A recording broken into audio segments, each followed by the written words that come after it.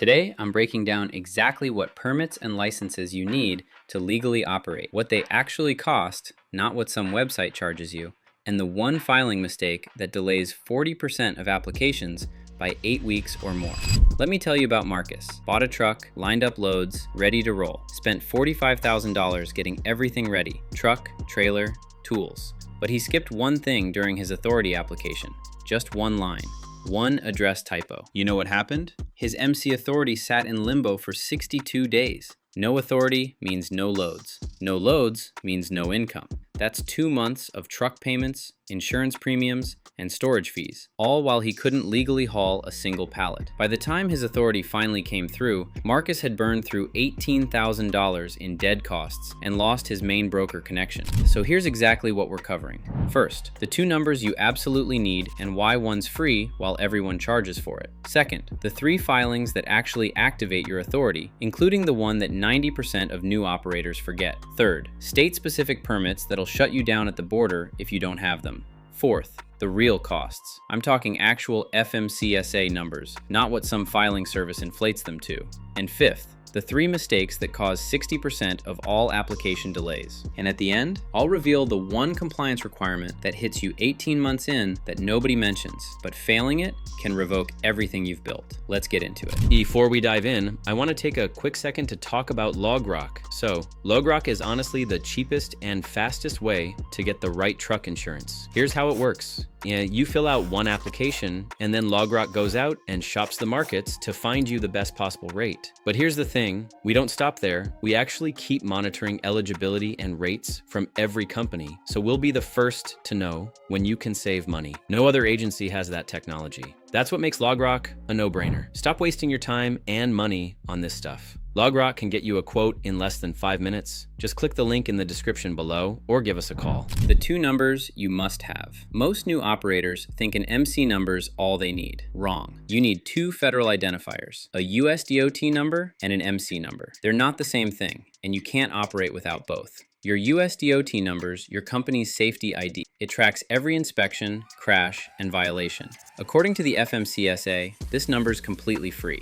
Yet some services charge $300 plus for it. Don't fall for that. Your MC number is your actual operating authority, the legal permission to haul freight across state lines for money. This one does cost $300, paid directly to FMCSA, and it's non-refundable. If you mess up the application, you lose that $300. As of February 2026, the FMCSA still requires both numbers. There's been talk about phasing out MC numbers through their new MODIS registration system, but that rule hasn't been finalized yet. For now, you need both. Operating without an MC number means you're illegal. Brokers won't work with you. Insurance companies won't cover you. And if DOT catches you, your truck gets parked and you're facing $25,000 in fines. Now, getting those numbers is just the start, because even with them, you still can't legally haul a single load.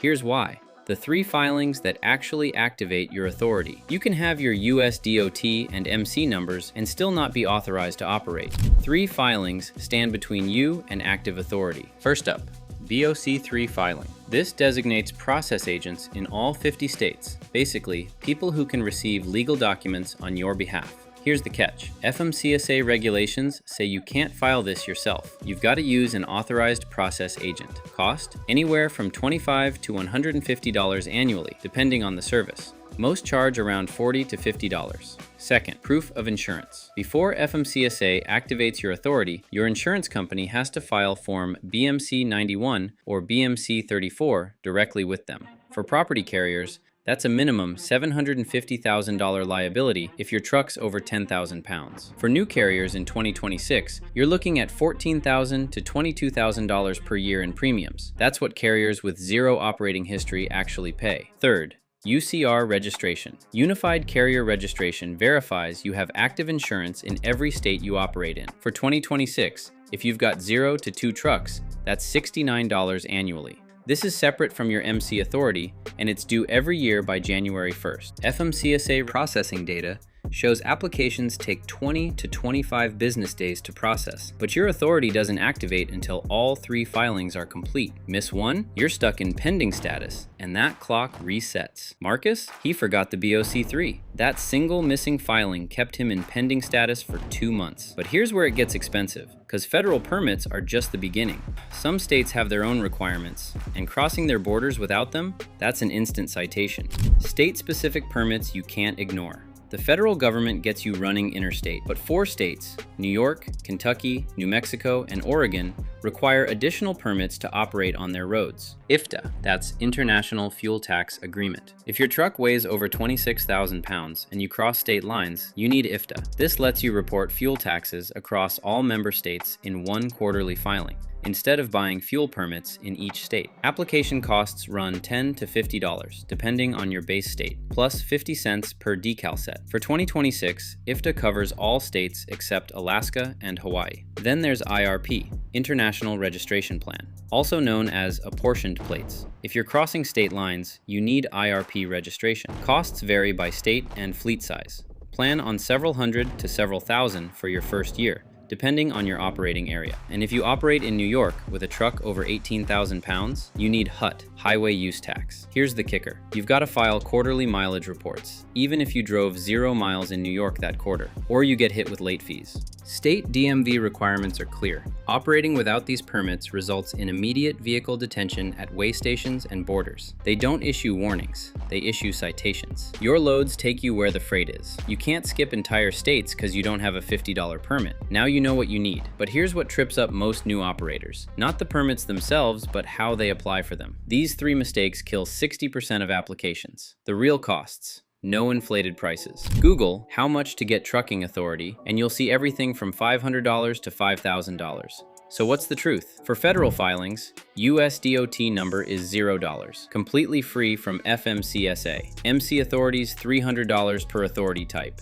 BOC3 runs $40 to $50 annually typically, and UCR for 0 to 2 trucks is $69 annually. Total federal minimum, about $400 to $420 first year. State permits, if they apply to you, IFTA's $10 to $50 application plus 50 cents per decal. IRP runs $500 to $3,000, varies by state and miles. State-specific like New York, Kentucky, New Mexico, Oregon, $50 to $300 each. And insurance? This is the big one. 2026 industry data shows new carriers with 0 history pay $14,000 to $22,000 for their first year of commercial truck insurance. That's your biggest cost by far. These numbers come directly from FMCSA fee schedules and 2026 UCR board rates. Any filing service charging more is charging for their labor, not the government fee. Budget for reality, not for marketing. Your total first year costs, including insurance, permits, and all filings, plan on $15,000 to $25,000 to be fully compliant and legal. Here's what not to do.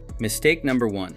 Using a virtual address. FMCSA requires your actual physical business address, where your records are kept and where they can inspect. Virtual offices, UPS stores, PO boxes, instant rejection. This is the #1 reason applications get flagged for fraud investigation. Mistake number 2.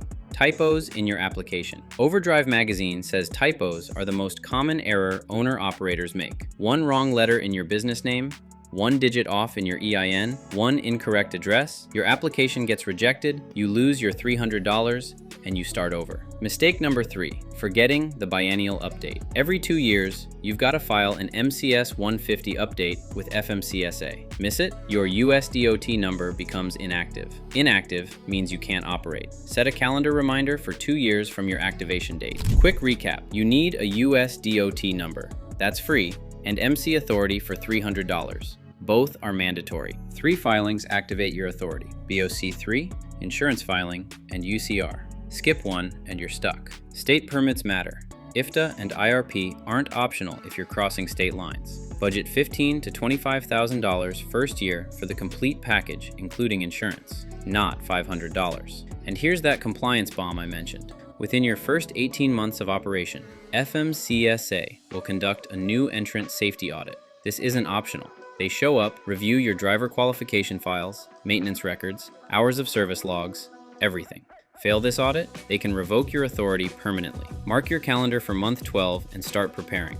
If navigating insurance requirements, filing timelines, or compliance feels overwhelming, that's exactly what we do at Logrock. We help truckers get properly insured and stay compliant from day one. Get a free quote. Next, you need to understand exactly what insurance you actually need and why most new carriers overpay by thousands. Click the card above to watch our insurance breakdown. It'll save you serious money and keep you legal. And if you found this valuable, subscribe so you don't miss the rest of this series on starting your trucking business from scratch. Now you've got the roadmap. No more excuses. Go get your authority.